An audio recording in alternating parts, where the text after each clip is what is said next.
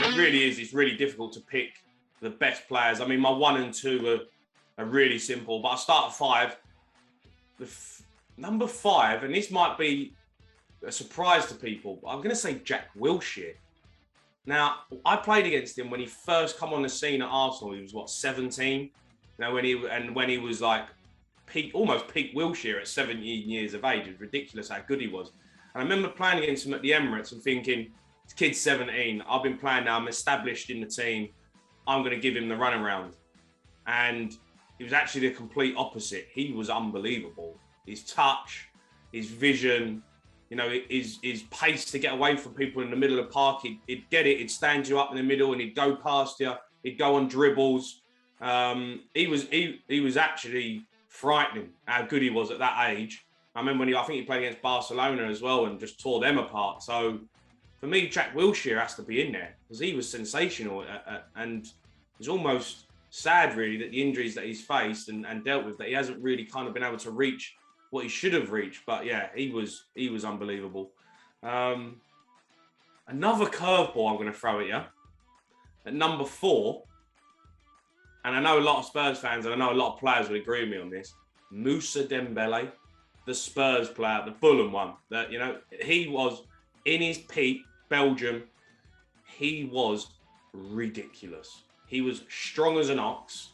He was both-footed. Again, he'd stand you up in midfield and he'd go past you like he was playing on the wing. Couldn't believe it.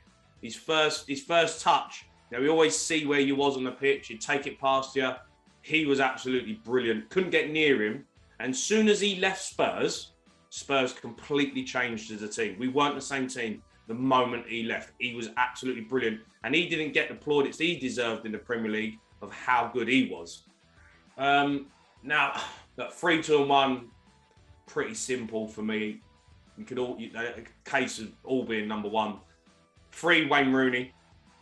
Wayne Rooney at Manchester United in them glory years of Man United, where he was playing as that sort of number 10 role, playing with Tevez and Ronaldo and Giggs. But Rooney was just a joke.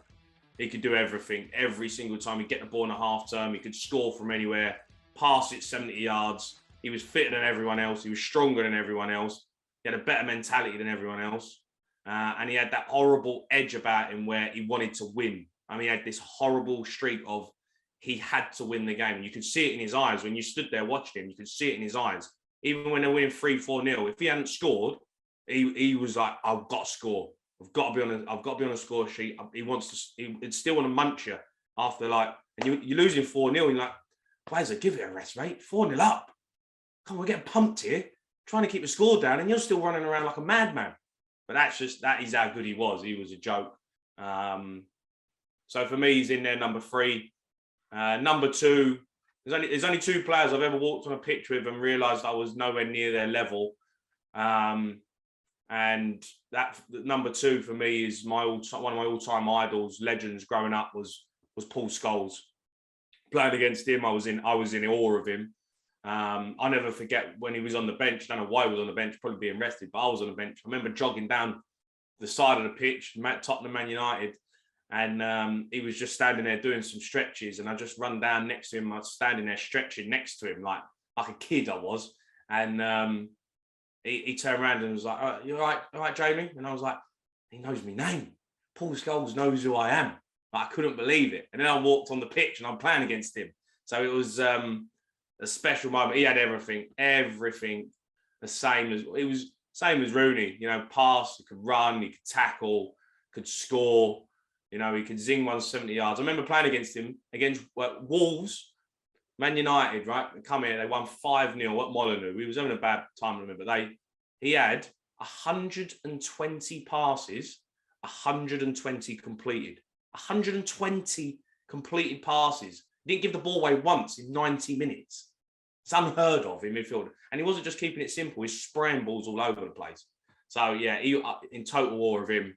But just pipping him at number 1, my all-time favourite player. Couldn't get near him. Tried numerous occasions and basically just played me off the park every time. Ended up getting benched at half-time most games. That was Steven Gerrard. An incredible player. Had everything. It was horrible. He was hard. He could run. He could dribble. He'd step over. He could play 1-2s. His vision was unbelievable. He'd slap one in from about 45 yards like it was nothing, like a training session. And he had, if you watch Gerrard, you watch him on YouTube, the way he passed the ball, and you can see why some of the players were just never on his level. And you can see why he got frustrated in some of the years at Liverpool, because the players just weren't good enough to be playing with him. And he used to zing a ball so hard, it'd take your foot off. You know, like in crossfield balls, it never even used to leave the grass. I usually call them daisy cutters. He was the ultimate daisy cutter. He would just zing balls across the floor like a foot off it, and you're like, oh my god, it's gone 70 yards and it's still going.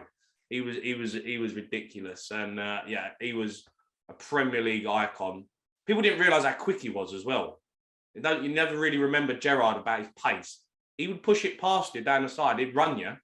He was rapid, proper quick, and he was tall. People don't really realise that until you see him. When you see him in person, you realise how tall he was. What a player. Incredible.